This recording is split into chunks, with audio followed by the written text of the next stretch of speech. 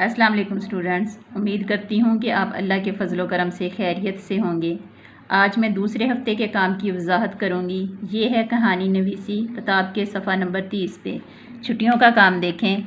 इसमें दूसरे हफ़्ते का काम सफ़ा नंबर 30 कहानी नवीसी। कहानी पढ़ें और इसके बाद इस कहानी को किसी किरदार की ज़ुबानी बयान करते हुए अपनी कॉपी में तहरीर करें। ये एक तख्लीकी और दिलचस्प काम है। इसको करते हुए आपको बहुत खुशी महसूस होगी और ज़्यादा से ज़्यादा कहानियाँ पढ़कर उसे नए अंदाज से लिखने का दिल करेगा। आपके लिए कुछ हदायत हैं। कहानी को अच्छे तरीके से पढ़ें और इसको समझें। कहानी के किरदार अच्छी तरह से अपने जहन में रखें। अब इन्हीं किरदारों में से किसी एक किरदार की ज़ुबानी कहानी लिखें। जैसे किताब में आपको इशारा दिया गया है, लोमड़ी की ज़ुबानी बयान करवाने से ये कहानी कुछ इस तरह से शुरू होगी। मैं एक दिन जंगल से गुज़र रही थी, भूख से बेताब थी।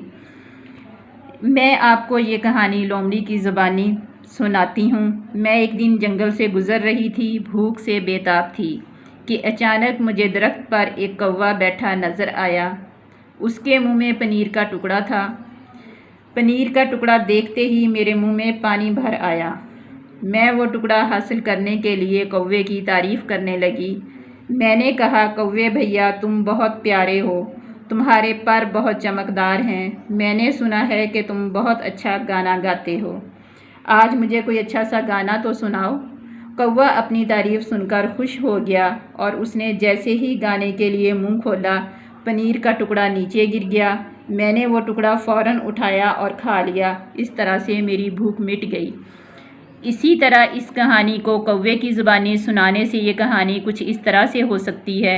एक दिन मैं दरख्त पर बैठा पनीर का टुकड़ा खा रहा था।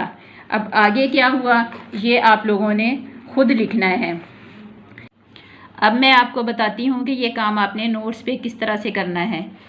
सबसे पहले टाइटल पेज प्रिपेयर करें, कहानी नवीसी, और अगले पेज पर डेट और डे लिखें। आप जिस दिन काम करेंगे वो डेट और डे लिखेंगे। मैंने जिस दिन काम किया है मैंने वो तारीख़ और दिन लिखा हुआ है।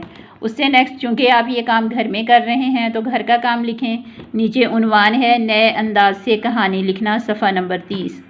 सवाल आपको दिया गया है, कहानी पढ़ें और इसके बाद इसी कहानी को किसी और किरदार की ज़ुबानी बयान करें।